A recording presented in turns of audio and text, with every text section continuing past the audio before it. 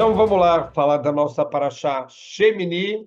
Vamos só entender aqui a conexão com o que a gente está vendo até agora, aqui no nosso Sefer Vaikra, que Baruch Hashem já não está mais um estranho para a gente. Estamos começando a entender um pouco melhor os korbanot, os serviços que eram feitos lá no Mishkan e futuramente no Beit HaMikdash.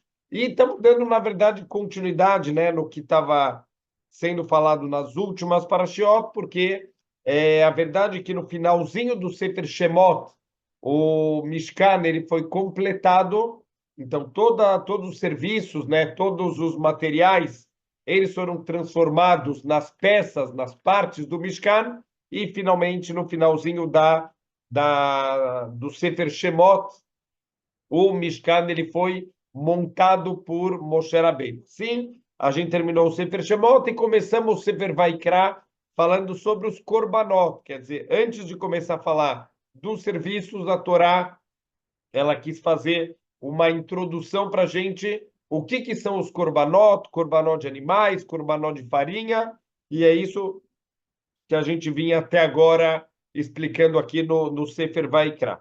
Só que aqui na Parashá Shmini, a gente vai começar realmente a inauguração do Mishkan. Então, durante 7 dias, então, na cronologia, vamos fazer suas contas, o Mishkan ele já estava pronto desde Kislev, mas nossos sábios falam que a Hashem ele pediu para segurar a inauguração até o Rosh Chodesh Nissan, e 7 dias antes foi feito, a partir do dia 23 de Adar, foi feito algumas cerimônias de inauguração aqui do Mishkan durante 7 dias. Moshe Rabbeinu, ele foi o Cohen, ele serviu como Cohen, ele fez todo o serviço. Então, todos os dias, a partir do dia 23 até a véspera do Rosh Chodesh Nissan, Moshe Rabbeinu, ele montou o Mishkan, ele fez todos os serviços diários do Mishkan, e ele desmontava o Mishkan no final do dia, até que chegou no Rosh Chodesh Nissan, e agora é o 8º dia, quer dizer, depois dos 7 dias em que Moshe Rabbeinu fez a inauguração do Mishkan sozinho, ele como Cohen. Então, agora no 8º dia vai ser a inauguração, e os Kohanim, o Aaron como Cohen Gadol e os seus filhos como Kohanim, os 4 filhos de Aaron, Nadav, Aviú, Elazar e Tamar, eles estão assumindo agora os serviços que vão ser feitos, e a partir de agora, qualquer zar, qualquer pessoa que não for da família dos Kohanim e fizer qualquer serviço do Beit HaMikdash, fora, obviamente, as coisas que são permitidas, como a gente já explicou sobre a Shritá. A Shritá dos Korbanot, isso qualquer pessoa pode fazer, não precisava ser um Cohen, mas os outros serviços em geral, também com uma ou outra exceção, só os Kohanim podem fazer. Se um Israel, se um Zar, qualquer pessoa que não é Cohen, ele fizer aqui o serviço, ele é Hayav Mitah Bidei Shamayim, ele tem pena de morte celestial. Então é sobre isso que começa a nossa paraxá, por isso que é chamada paraxá Shemini, o oitavo dia. Então isso inclui os 7 dias aqui da inauguração do nosso Mishkan através de Moshe Rabbeinu. E agora os Kohanim eles vão trazer certos korbanot, eles vão começar realmente a colocar na prática aqui o dia a dia, a vivência do dia a dia do nosso Mishkan, que futuramente vai se transformar no Beit HaMikdash. Eles vão trazer korbanot de capará. Então tem a capará associada com o Aaron Cohen. Infelizmente, com as melhores intenções do mundo, o Aaron Cohen acabou participando de forma ativa no bezerro de ouro. Ele queria ganhar tempo, ele pede o ouro para as pessoas, achando que as pessoas não vão trazer, ele joga o ouro no fogo, acaba saindo o bezerro de ouro pronto. Ele fez de tudo com as melhores intenções, mas na prática, infelizmente, ele acabou ajudando as pessoas que queriam fazer o bezerro de ouro, e aqui ele vai ter que trazer um boi como capará, como limpeza, por ele ter participado de forma não intencional, mas na prática ele participou. aqui do erro do bezerro de ouro. Isso no futuro também, toda vez que um Cohen Gadol, ele faz algum erro beshogeg, não intencional, então ele também tinha que trazer, quando é um erro que envolve careto, por exemplo, o desligamento espiritual, ele tem uma responsabilidade maior do que o resto do povo, enquanto o resto do povo vai trazer uma ovelha, um cabrito, quando cometer um erro não intencional, que intencional seria careto, o Cohen Gadol, ele tem que trazer um boi, quer dizer, a gente vê que o erro da pessoa, a capará é proporcional à responsabilidade, o quanto a pessoa representa dentro do povo judeu. A mesma coisa, a gente viu isso no Sefer HaHinur, quando o Sanhedrin, o grande tribunal, também comete um erro, ensina uma coisa errada para o povo, também eles teriam que trazer aqui um boi para trazer para ter capará, para ter expiação do erro que eles cometeram. Também eles vão trazer aqui um outro corban que era para limpar a participação dos irmãos na venda do Yosef, quer dizer, um erro que infelizmente ainda estava pendente dentro do povo judeu. Então, por causa da inveja, infelizmente o Yosef, ele foi julgado de uma forma equivocada e aqui também vai ser feito no Mishkan, esse erro ficou pendente, esse erro ficou aguardando o momento da inauguração do Mishkan para poder ser trazido um korban, e esse korban trazido aqui pelos Kohanim vai ser expiação desse grande erro. Então aqui estão me perguntando, é isso mesmo, o nome Shmini, oitavo, é da inauguração, quer dizer, tiveram 7 dias de inauguração através de Moshe Rabbeinu, e no oitavo dia, Shmini, o oitavo dia foi o começo das atividades, agora já nas mãos dos Kohanim, já na mão do Aaron Cohen, como Cohen Gadol, e os seus filhos como Kohanim. Mas a gente sabe que um detalhe muito interessante, quando teve aqui a inauguração do Mishkan, Deus tinha prometido que a sua presença, a sua Shekhinah, ia pairar sobre o Mishkan. Está escrito que o Aaron, ele fez todos os serviços, ele fez tudo que Moshe comandou para ele e não aconteceu nada. Não está escrito que veio a Shekhinah.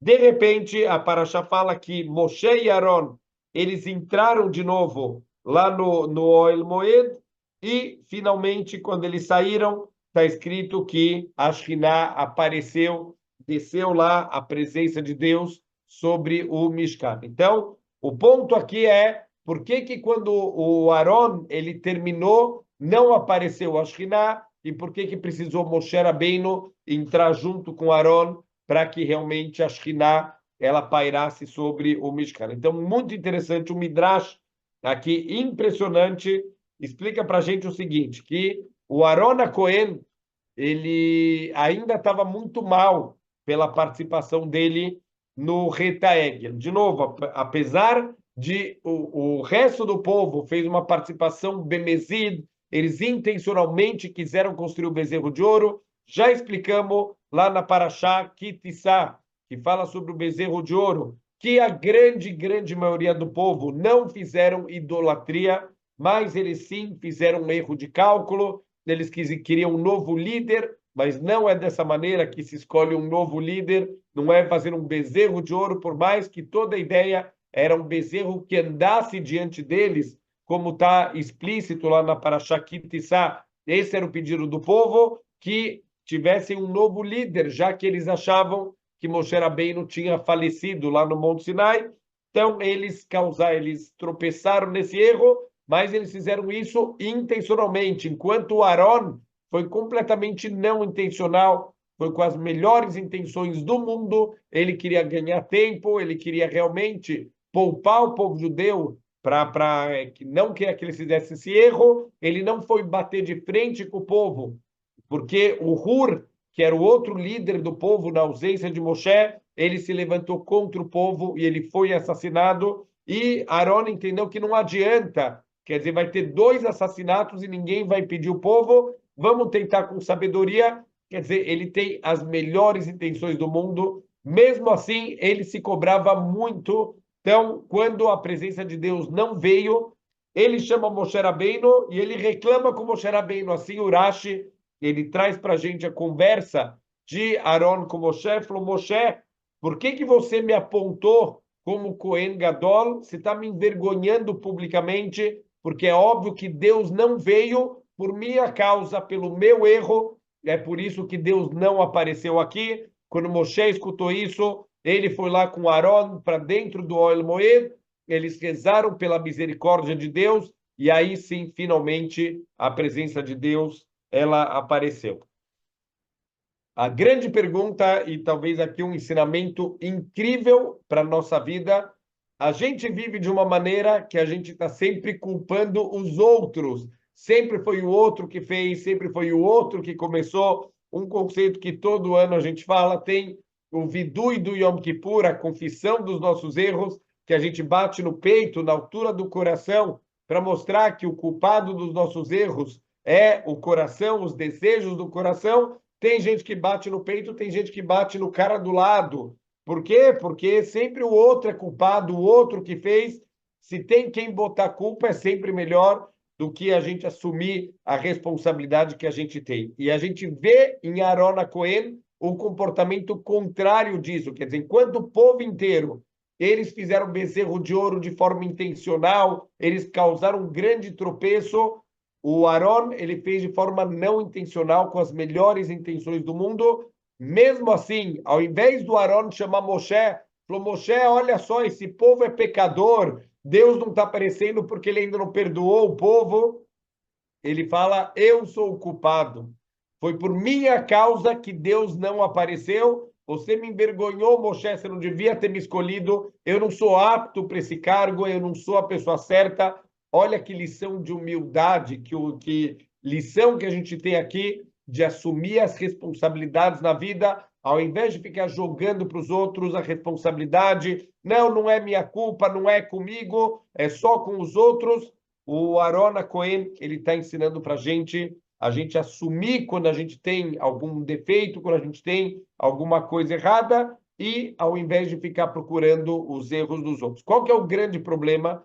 Quando eu estou mais preocupado em procurar o erro dos outros, eu nunca vou consertar os meus erros. E a gente não veio na vida para consertar os erros dos outros, a gente veio para consertar os nossos erros. Então, todo o tempo que eu estou gastando as oportunidades de melhoria, de conserto, procurando o defeito dos outros e não os meus, procurando a responsabilidade dos outros e não a minha responsabilidade, eu estou perdendo oportunidades de crescimento, eu estou perdendo oportunidades de chegar, Bezrat Hashem, na perfeição. Então, as pessoas vão ficando acostumadas durante a vida a não assumir a responsabilidade, sempre jogar a responsabilidade para os outros, e é por isso que a gente vê o mundo aonde está hoje em dia. Sempre a gente está procurando, inclusive os nossos sábios, eles apontam que um dos grandes problemas que a gente tem no mundo é quando acontece, por exemplo, uma tragédia, que seja uma tragédia natural, e a gente associa, né, teve lá um tsunami e morreram 200 mil pessoas em questão de 10, 15 minutos. Foi a movimentação de placas tectônicas que gerou um abalo sísmico e que gerou ondas grandes, e isso que matou as pessoas. Quer dizer, quando eu começo a associar que a culpa de tudo não são coisas da natureza e é o acaso, eu estou tirando a minha responsabilidade. Infelizmente, a gente tem que saber de uma realidade muito importante. Assim fala o livro Mesilat Yesharim, que a partir do momento que o povo judeu recebeu a Torá, a gente recebeu uma missão de ser uma luz para as nações do mundo. Então, consequentemente, tudo que está acontecendo no mundo, direta ou indiretamente, tem a ver com Am Israel, tem a ver com a nossa missão de realmente ser uma luz, de tentar ensinar coisas boas, principalmente não com aulas. A nossa principal forma de ensinar é com um modelo, com o nosso comportamento, se comportando de uma maneira ideal, que todo mundo vai olhar para a gente e vai falar, uau, é isso que eu quero para a minha vida, é esse modelo de vida. Eu lembro na minha época de faculdade, de um amigo meu que não era judeu, ele falava, uau, eu acho incrível como o povo judeu se ajuda, como tem bondade, como vocês se importam e ajudam um ao outro. Então, é esse Kiddush Hashem, é esse tipo de lição que a gente tem que trazer para o mundo. Quando a gente não faz a nossa parte, começam a acontecer tragédias, dificuldades que não tem nada a ver nem com o acaso e nem com a mãe natureza ou qualquer outra forma da gente tirar das nossas costas a nossa responsabilidade no que está acontecendo no mundo inteiro. Certa vez, um aluno do Hafetz Haim, ele foi para a China muito antes de ter aquelas lojas da China, de ser a coisa mais normal do mundo viajar para a China. Hoje em dia já tem gente que a viagem para a China já é parte da semana da pessoa, a pessoa vai lá para comprar coisa, importação, mas na época não era tão comum os judeus irem para a China, e um aluno do Hafetz Haim, ele foi para a China e ele acabou passando, no momento que ele estava lá, por um terremoto.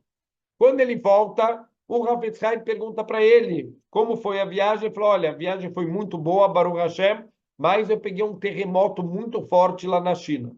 E o Hafetz Haim começa a perguntar, não, mas o que aconteceu? Morreu gente, caiu casas. E o aluno respondia para o Hafetz Haim, olha, Rav, não se preocupa, tiveram mortos, tiveram desabamentos, mas Baruch Hashem, pelo que entendi, não teve nada que atingiu nenhum judeu. E o Hafetz Haim continuava insistindo e perguntando, e o aluno falava, Rav, não se preocupa, não tinha ninguém conhecido, não aconteceu nada com ninguém conhecido, e o Hafetz Haim continuava, e o aluno uma hora perguntará, mas por que você está tão interessado com o que aconteceu lá na China? Se teve mortos, se teve feridos, se teve desabamentos, o que importa para você? E o Hafetz Haim, ele respondeu para esse aluno, falou, olha, a gente mora aqui em Radin, na Polônia, imagina se chegar na Praça Central alguém falando em Yiddish, com quem que ele está falando? É óbvio que está falando com os judeus da cidade e não com os poloneses. Alguém está falando em polonês, está falando com todo mundo, mas se ele está falando em Yiddish, ele está falando com quem entende Yiddish.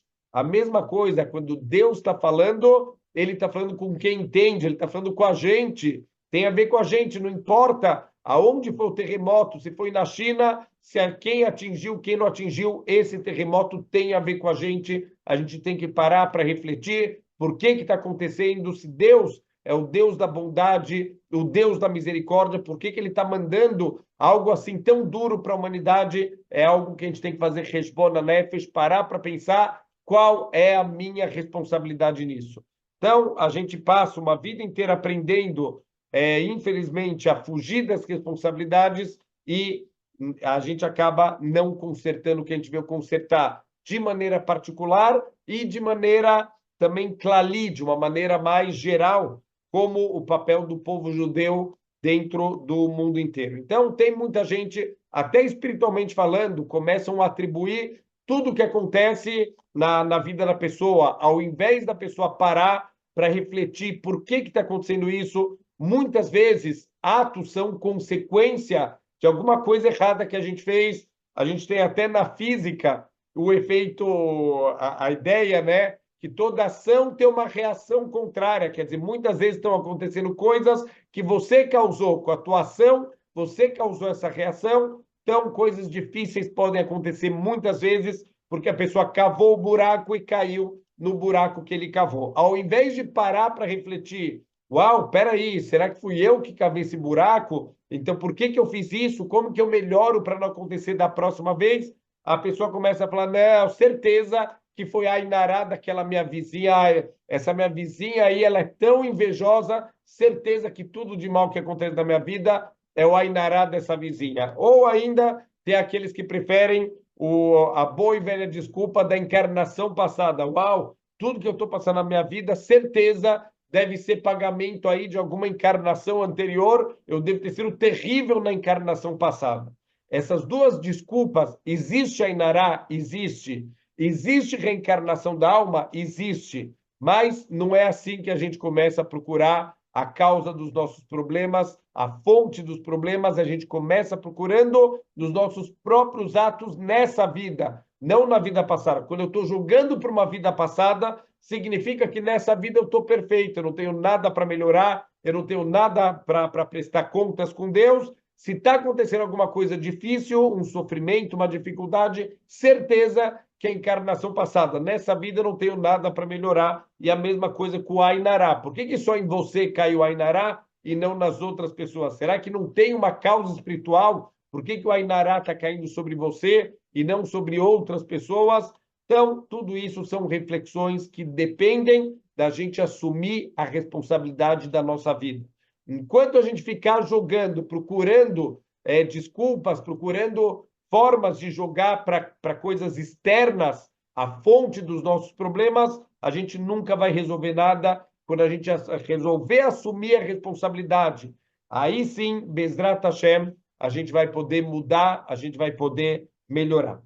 Vamos seguir aqui. Então, começa de uma maneira muito alegre essa inauguração do Mishkan. Está todo mundo muito feliz, um dia de muita festa, mas infelizmente acontece aqui uma grande tragédia, talvez uma das maiores tragédias de toda a história da Torá, num dia onde tudo parecia perfeito. Vamos imaginar como que o Aaron estava se sentindo, como a esposa do Aaron, a Cohen, ela estava se sentindo. Olha que alegria, o marido dela é o Cohen Gadol, os filhos dela, os 4 filhos são os Kohanim. Estamos inaugurando o Mishkan, a presença de Deus está aqui dentro do povo judeu, não falta nada, era o dia perfeito da história do povo judeu, mas a gente vê como a nossa passagem aqui nesse mundo, de um instante para o outro, num piscar de olhos, tudo muda, e lo aleino, tudo que parecia bem, parecia perfeito, pode se transformar numa grande tragédia.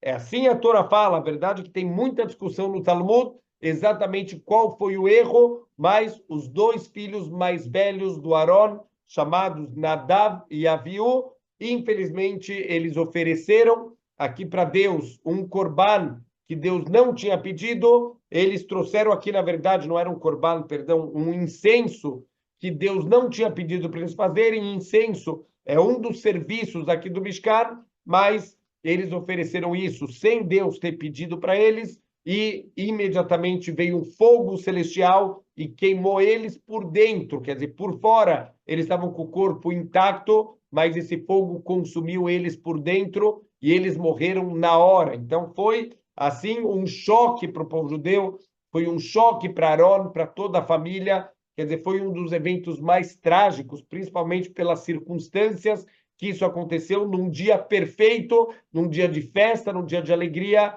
terminar o dia de uma maneira tão trágica.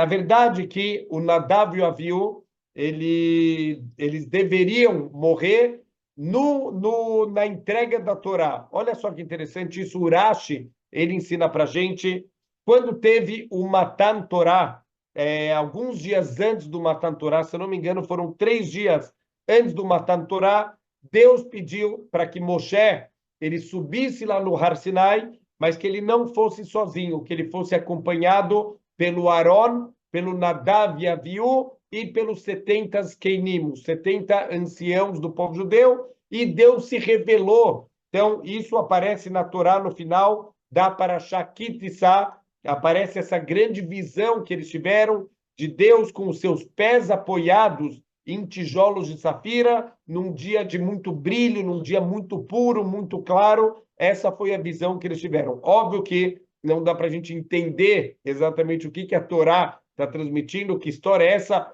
os pés de Hashem apoiados em tijolos de safira. Deus não tem pés, a gente sabe que Deus não tem nenhuma forma física. Isso seria uma maneira da gente limitar Deus, da gente colocar Deus dentro de limites de um corpo material, e Deus está completamente acima. Isso é um dos conceitos de que Hashem ele é Kadosh, Kadosh, Kadosh. Aqui do chá de Hashem é que ele está completamente fora de qualquer coisa material, ele está acima de qualquer necessidade material, ele não tem corpo, ele não tem necessidades materiais, Deus está acima de tudo isso. Então, é uma visão espiritual. Obviamente, a Torá está escrevendo de uma maneira que a gente possa entender um pouquinho o que eles viram, o que foi essa visão, e também tenho aqui, obviamente, ele transmite aqui uma ideia muito bonita, que quer dizer que Deus estava com os tijolos embaixo do pé dele. Isso é na época da escravidão. Deus ele colocou tijolos embaixo, entre aspas, do pé dele, para sentir a dor do povo judeu, para ser o Nosé Beolim Haveró, carregar junto com seu companheiro a dor que ele está sentindo. Ele sentia a dor dos judeus que construíam tijolos, que carregavam tijolos pesados. Então, é como se Deus está junto com o povo judeu lá no exílio. E o dia claro, bonito, iluminado, é a libertação do povo judeu. Deus sentiu a alegria junto com o povo judeu, que sentiu a alegria de ter sido libertado. É como se Deus também está sentindo essa mesma alegria. Tudo isso que via rola. Óbvio que Deus não tem sentimentos humanos, Deus não tem nada humano, mas Deus ele transmite para a gente esses conceitos para que seja palpável para o ser humano entender os comportamentos do Criador do mundo. Está escrito, Urashi, pelo menos, existe uma discussão muito grande como Urashi entende, como Onkelos entende. O Onkelos foi aquele grande tzadik, que ele era um romano, inclusive ele era sobrinho do imperador de Roma, e ele acabou se convertendo para o judaísmo, ele abandonou toda a idolatria romana, ele virou um Yehudi, ele traduziu toda a Torá aqui para o aramaico, não só traduziu, obviamente, ele foi inserindo um monte de conceitos aqui espirituais importantes, explicações. Então, não é só uma tradução, a gente tem uma mitzvah, inclusive, esse Onkelos, ele fez um trabalho tão incrível que os nossos sábios decretaram que toda semana a gente deve ler a Parashá 2 vezes cada passuk, cada versículo, e uma vez a tradução do Onkelos. Isso é uma mitzvah que a gente deve cumprir todas as semanas, chamado Shnei Mikra Vechat Targum. 2 vezes o passuk e uma vez o passuk traduzido em aramaico pelo Onkelos. Quer dizer, o Onkelos aqui teve uma participação muito grande. O Onkelos, como ele entende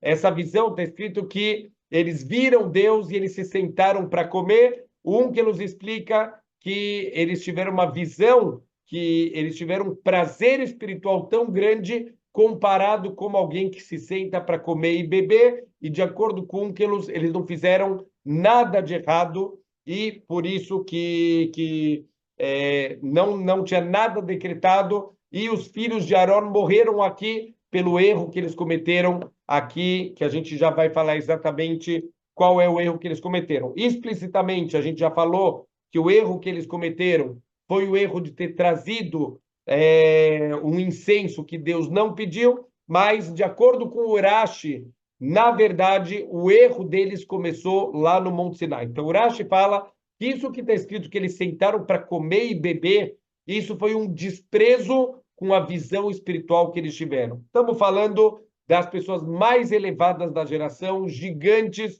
anjos que viviam naquela época, mas eles cometeram algum tipo de erro, tiveram algum tipo de desprezo pela presença divina. Óbvio que não como a gente está falando, eles desprezaram e sentaram para comer, que nem se estivesse assistindo um filminho da sessão da tarde, e agora eles pararam para comer alguma coisa e deixaram lá a visão de Deus. Deus nos livre a gente pensar alguma coisa desse tipo. Estamos falando de gente muito grande que, dentro do nível espiritual deles, eles cometeram algum erro, que isso foi considerado por Deus como realmente uma demonstração de desprezo pela presença divina. Então, o que aconteceu? Naquele momento, eles receberam decreto de morte. Eles já deveriam morrer naquele momento. Por que Deus não aplicou a morte naquele momento? Então, os nossos sábios explicam que isso teria destruído a alegria do Matan Torá. Então, imagina como ia ser se tivessem morrido tanto o Nadav Avihu e os 70 Kenim, os 70 anciãos, tivessem morrido 3 dias antes do Matan Torá, teria destruído completamente a alegria da entrega da Torá no Monte Sinai, e Deus não queria de jeito nenhum que essa alegria fosse manchada por uma tragédia. Mas aí volta a pergunta, tá bom, Deus não manchou o Matan Torá, mas Deus manchou a inauguração do Mishkan. Também era um dia alegre, também era um dia feliz, e de repente veio Deus e acabou matando eles. Então Deus esperou que eles cometessem um outro erro. Então não é que morreu nesse dia de forma gratuita. Deus escolheu um outro dia e matou num dia qualquer. Não, eles cometeram mais um erro, e naquele momento, então, aquela morte espiritual que estava decretada, pairando sobre a cabeça deles, finalmente recaiu e eles morreram naquele momento. E os Keinim, de acordo com Urashi, vão morrer num outro evento, numa das reclamações do povo judeu por comida, quando está escrito que o fogo que Deus mandou para queimar os reclamadores, ele atingiu o Ktsea Mahané, as bordas do acampamento. Urashi fala lá que Ktsea Mahané se refere aos Keinim, aos anciãos, e naquele momento eles também, de certa maneira, ou participaram da reclamação, ou eles não foram contra o povo que estava reclamando. Então, naquele momento, eles receberam a pena de morte que estava pendente desde o Har Sinai, eles morreram naquele momento. Então, de acordo com Urashi, aqui, na verdade, então, foi o complemento de uma pena de morte celestial que já tinha sido decretado desde o Har Sinai. Por que nesse momento Deus não se importou também? Olha, tudo bem, eu não matei naquele momento porque ia estragar a alegria do Matan Torá, mas aqui também poderia ter segurado mais um pouco. Olha, inaugura hoje e mata semana que vem, mata algum outro dia, espera um terceiro erro, não sei, mas não mata nesse momento. Então, aqui, óbvio que também tem alguma lição muito importante para a nossa vida. Deus está ensinando para a gente que existe o Matan Torá, que representa o Limud da Torá, a gente sentar e estudar a Torá. Existe o Mishkan representa a nossa vodá, o nosso serviço para Hashem. Deus está falando o seguinte, o estudo da Torá, ele tem que ser com simcha, ele tem que ser com alegria. Não dá para estudar a Torá se a pessoa não está com alegria, se a pessoa não está com empolgação. Estudar a Torá não é geografia, não é matemática, não é história, é uma conexão espiritual com Deus, é a gente receber as instruções de Deus e estudar elas, se aprofundar nelas. Tem que vir acompanhado do sentimento de alegria. Então, não dá para entregar a Torá sem simcha, sem alegria. Vai entregar a Torá com as pessoas enlutadas, com as pessoas tristes. Isso não combina com o limud da Torá, com o nosso estudo da Torá. Mas o Mishkan representa a avodá, o serviço. Óbvio que a avodá também tem que ser feito com alegria. Quanto mais alegria a gente viver a vida, está escrito que não tem, a presença de Deus não repousa mesmo sobre um profeta, a não ser que ele está num estado de alegria. Um profeta que está enlutado, que está triste, então ele não recebe a presença de Deus, ele não tem direito a ter uma profecia. Então, é uma pré-condição de uma pessoa ter profecia, a alegria de vida que ele tem que ter. Mas a gente tem que saber uma coisa: Avodat Hashem, servir Hashem, a gente deve fazer se a gente está feliz ou nos dias difíceis também. Então, muita gente pensa, hoje eu não acordei bem, então eu não vou fazer tefilá. Eu gosto de fazer tefilá quando eu estou bem, quando eu estou contente, quando eu estou me sentindo conectado com Hashem. Os dias que eu não estou conectado com Hashem, eu não faço tefilá. Não é assim que funciona. A nossa vodá deve funcionar, a gente deve tentar se conectar com Hashem nos dias bons e nos dias difíceis também, como o Ravol Bezatzal, ele explica para a gente que tem os Yemei Ahavá, tem os dias de amor, dias que tudo parece dar certo, dias que está tudo bem, que está tudo tranquilo, e tem Yemei Siná também, tem os dias difíceis, os dias que tudo parece que está dando errado. Isso não é motivo para a gente não servir a Hashem. Estudo da Torá tem que ser com alegria, mas avodá, o serviço para Deus tem que ser em todas as condições, sempre a gente tem que estar focado para fazer a nossa avodá.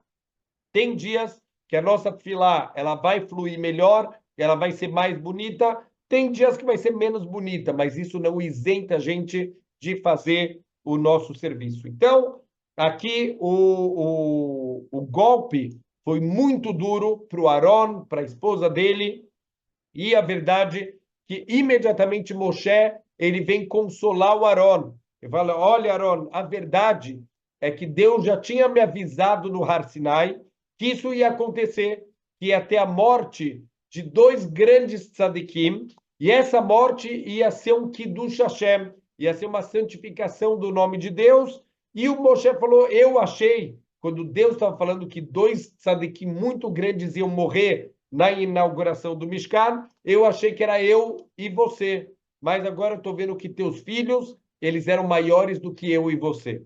Aqui tem duas perguntas óbvias. Aonde está o Kiddush Hashem? O que tem de Kiddush Hashem, santificação do nome de Deus, na morte de dois tzadikim? E, fora isso, talvez a pergunta principal, a gente sabe que a grande característica de Moshe Rabbeinu, que a Torá chama atenção toda hora, de todas as boas características de Moshe, a única que a Torá ressalta é a humildade.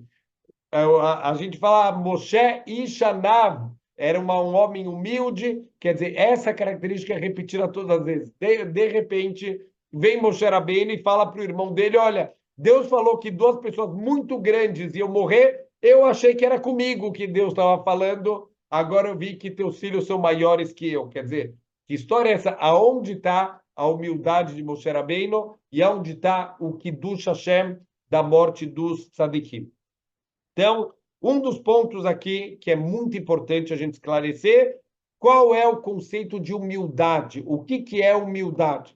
Então, na nossa cabeça, humildade, a pessoa pensar que ele é um nada, a pessoa achar que ele não tem valor nenhum, que ele não acrescenta nada no mundo, e está errado. Não é isso que é humildade, e a gente pode aprender isso de Moshe Rabbeinu. Moshe, ele sabe quem ele é. Moshe sabe quem ele representa, ele sabe a força que ele tem, mas ao mesmo tempo, então, aonde está a humildade de Moshe Rabbeinu? Ele sabe que nada disso é dele, ele sabe que tudo isso é dado por Deus, a força que ele tem, o potencial espiritual que ele tem, tudo que ele tem não é dele, é Deus que está dando, ele não tem sabedoria, a não ser que Deus ilumine a cabeça dele, ele não tem força, a não ser que Deus dê a força para ele. Ele não tem dinheiro, a não ser que Deus dê dinheiro para ele. Ele sabe que tudo é uma mataná, é um presente de Hashem e nada é dele. O que é falta de humildade? É aquela pessoa que pensa, olha, eu sou muito sábio pelo meu esforço, olha quanto eu estudei e aonde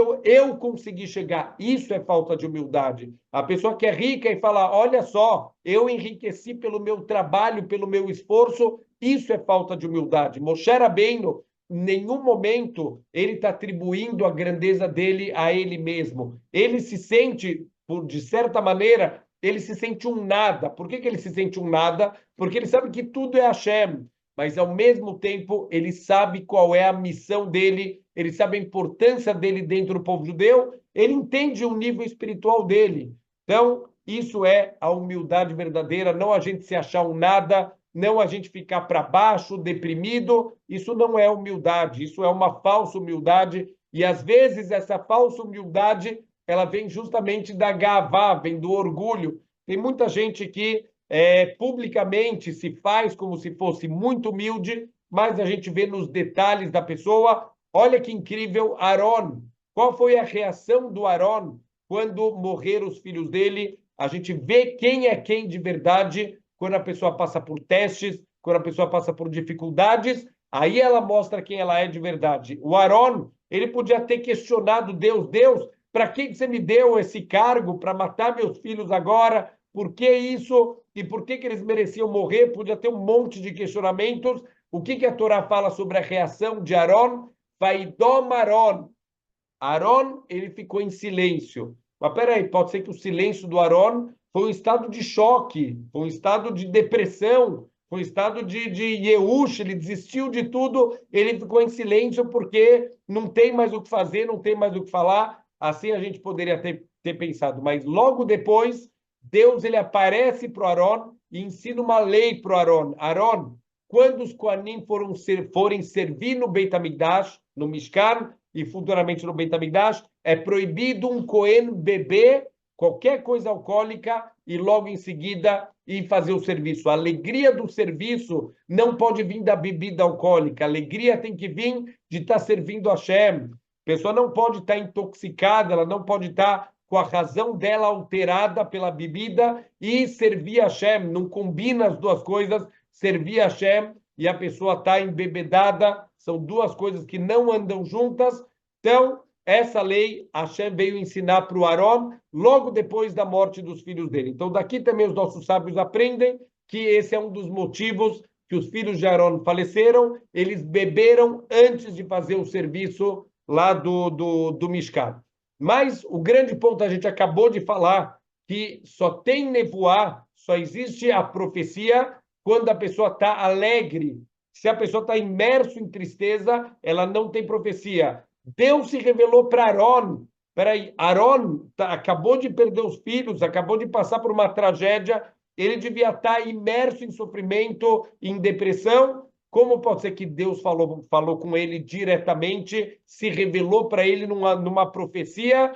Então, daqui a gente vê que o silêncio do Aron não foi um silêncio de tristeza, não foi um silêncio de revolta contra Deus, não foi um estado de choque. Ele silenciou, significa ele recebeu a vontade de Hashem be'ahavá, ele recebeu sofrimentos com amor, ele entendeu que se Hashem fez isso, isso é o melhor que podia ter acontecido, mesmo que é doloroso, mesmo que é difícil, ele recebeu com resignação, ele entendeu, se essa é a vontade de Hashem, eu tenho que receber a vontade de Hashem com alegria, mesmo que isso seja, às vezes, muito difícil. Olha que incrível, tinha um Rav, era o rabino-chefe de Jerusalém, o Rav Rabinovich, e ele era muito conhecido pela pontualidade. Isso estamos falando mais ou menos no ano de 1900, 1900 e pouco, e ele era muito conhecido que ele era extremamente makpid, ele era muito rigoroso com horário. Se está marcado um evento para as 9, tem que começar às 9. É que nem no Brasil, que a gente começa tudo pontualmente, 1h30 atrasado, é tudo pontual aqui. O Rav Rabinovich não funcionava assim. Se está marcado para as 9, é às 9 que começa o evento, e ele, em geral, reclamava se tinha algum atraso. Olha, está marcado uma palestra para as 9, tem que começar às 9, não às 9 começar a chegar, começa a arrumar as coisas, tem que ser pontual. E assim ele vivia a vida dele.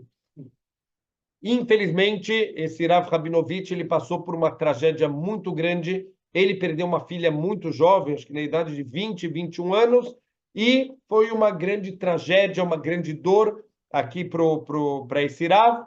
E no dia do enterro, estava marcado o enterro para as 10 horas da manhã. Às 10 horas da manhã, em ponto, ele estava lá pronto para começar todos os procedimentos, para fazer o enterro, para começar a levar o corpo para ser enterrado. E, de repente, ele falou, olha, eu preciso de alguns minutos. Ele se fechou numa sala, depois de uns 15, 20 minutos ele volta, falou, podemos continuar a cerimônia, e continuar a cerimônia, e ele enterrou a filha dele. Depois de um tempo, um aluno perguntou para ele, Rav, por que você atrasou o começo do enterro da sua filha? A gente sabe como você é rigoroso, fazer tudo no horário certo, por que nesse dia você atrasou? Ele falou, olha, eu estava pronto lá às 10 da manhã, estava marcado para as 10, às 10 não estava pronto, mas tem um problema. Está escrito no Talmud em Brachot que a gente tem que levarech Hashem, a gente tem que abençoar Hashem pelas coisas, entre aspas, ruins, da mesma maneira que a gente abençoa Hashem quando ele manda uma coisa boa. Por quê? Porque a mesma fonte, a fonte da bondade de Hashem é uma só. Às vezes vem coisas que a gente entende que é bom, às vezes vem através de coisas que parecem ruins,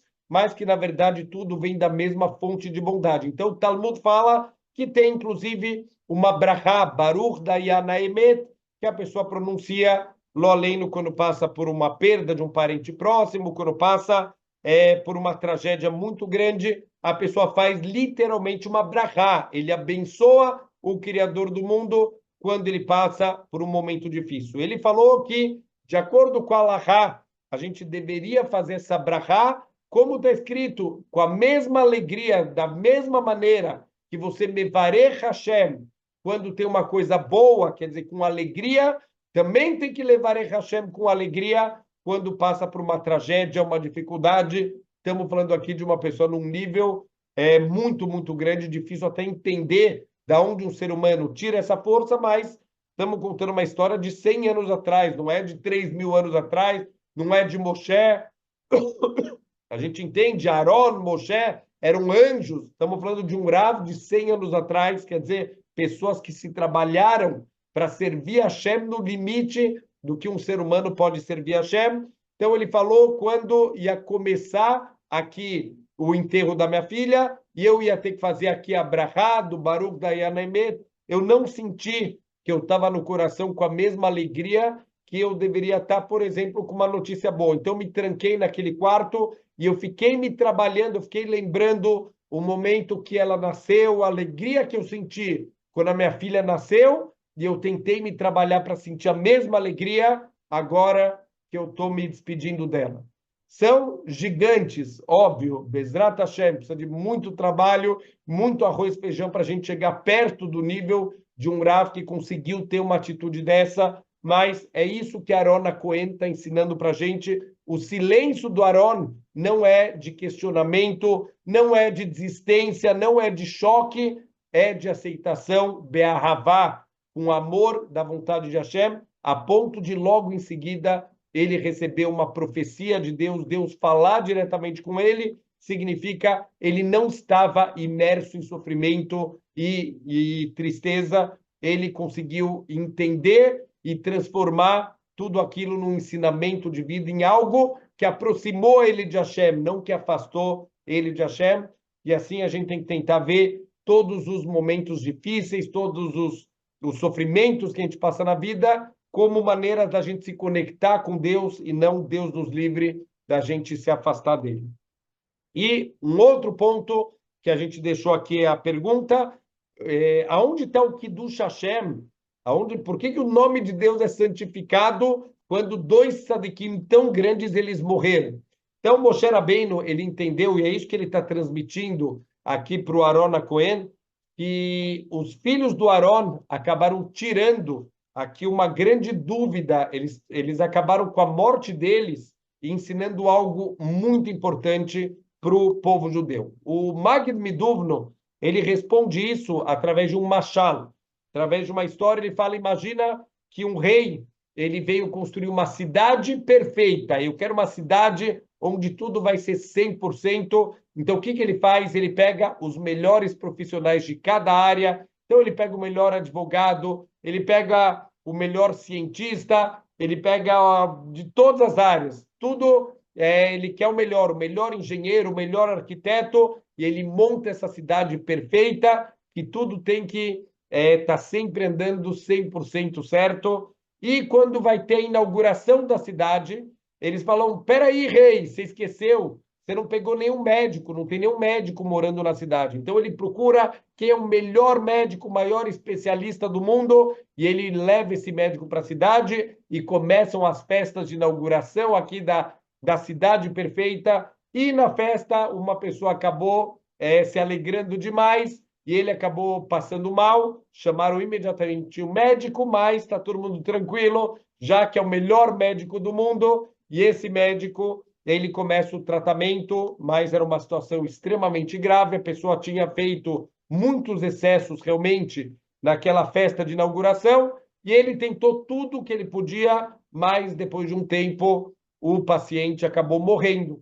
Então, a população da cidade perfeita ficou horrorizada, gritaram para o rei, rei, o que é isso? Como sendo o primeiro paciente do cara já morreu, esse é o melhor médico, é isso que você trouxe para a nossa cidade? E o rei chamou o médico para prestar esclarecimentos. E o médico vira para o rei e falou, olha, rei, sinceramente, óbvio que eu não quero que nunca um paciente morra, mas foi bom que o primeiro paciente morreu e eu vou explicar por quê. Ele fez muitos excessos, ele realmente passou de todos os limites e foi por isso que ele morreu. Por que ele passou de todos os limites? Porque ele achou que eu, sendo o melhor médico do mundo, eu posso fazer tudo, eu podia fazer o milagre que eu quisesse e salvar a vida dele. E é isso que todas as pessoas da cidade iam pensar. Que, olha, pode fazer o que você quiser da vida, se você quiser ficar andando lá em cima de um prédio de 30 andares pelo parapeito, se cair, tudo bem, tem o médico aqui que vai salvar a tua vida. Eu não sou milagroso, eu não sou fazedor de milagres, eu sou um médico, eu trabalho de acordo com as leis da medicina, o conhecimento que eu tenho dos remédios, dos equipamentos, eu não posso fazer milagres. Então, foi bom que morreu primeiro, porque agora todo mundo vai voltar a ser mais cuidadoso, ninguém vai fazer os excessos que esse homem fez, que levaram ele para a morte. Esse é o que do Hashem fala o Magid Miduvno, que a morte dos filhos de Aaron trouxeram para o mundo. As pessoas, quando foi construído o Mishkan, e tem o conceito dos korbanot, tem o conceito da capará, a limpeza espiritual, que cada serviço feito lá no Mishkan podia trazer para o povo judeu. Então, está escrito que tinha um risco muito grande das pessoas começarem a achar que Baruch Hashem, agora eu posso fazer o que eu quiser da minha vida, é só depois leva um korban lá no Mishkan e está tudo resolvido. A gente resolve nossa vida, vamos viver a vida louca e depois leva um korban no Beit HaMikdash e está tudo acertado. Deus deu para a gente uma poção mágica, esse Mishkan é mágico, é só fazer o que você quiser na tua vida, depois você leva lá um korban, leva um incenso para ser oferecido e está tudo certo.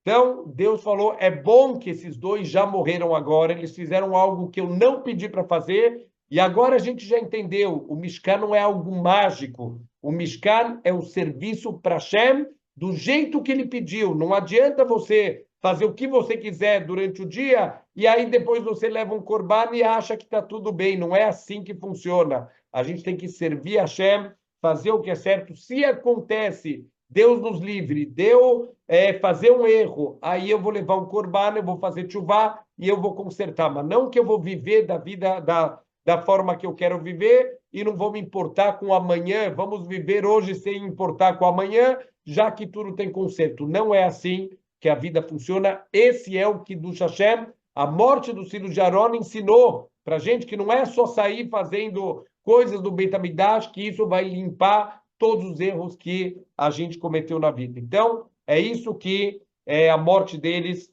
acabou trazendo para o mundo. Vamos só, para não passar batido, essa paraxá fala de algo muito importante, as leis de kashrut.